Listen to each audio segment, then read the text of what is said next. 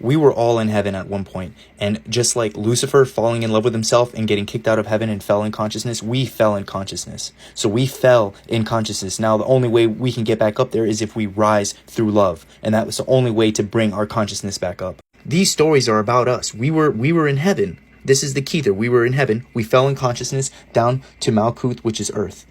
But how do we rise in consciousness? Matthew 10:16, we need to be innocent as doves, but wise as serpents. That's because the snake goes up to be an eagle.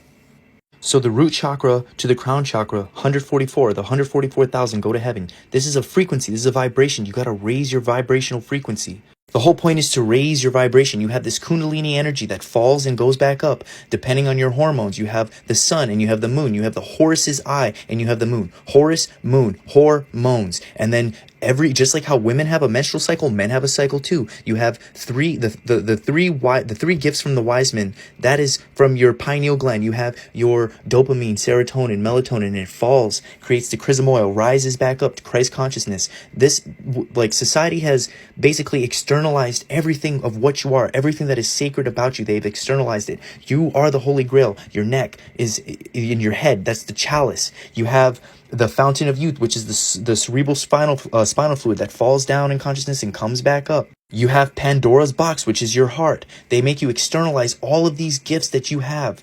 So the whole point is to raise your vibration out of the carnal mind into your third heaven, the 3 levels of heaven. That's why in Mormonism you hear the 3 levels of heaven. You hear celestial, terrestrial, telestial. Only those in the celestial kingdom will live in God's presence. And that's why veganism is a must.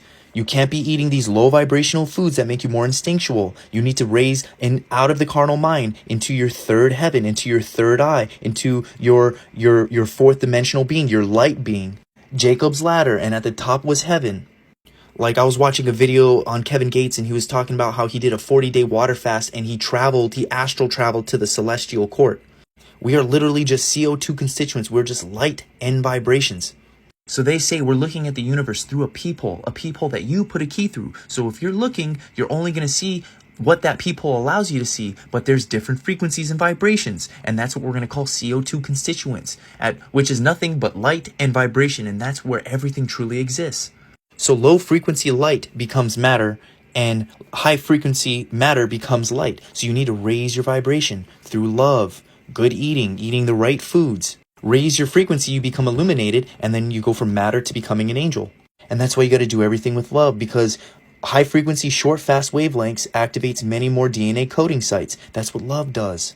The highest form of worship in Luciferianism is the inversion of God, and that's with fear.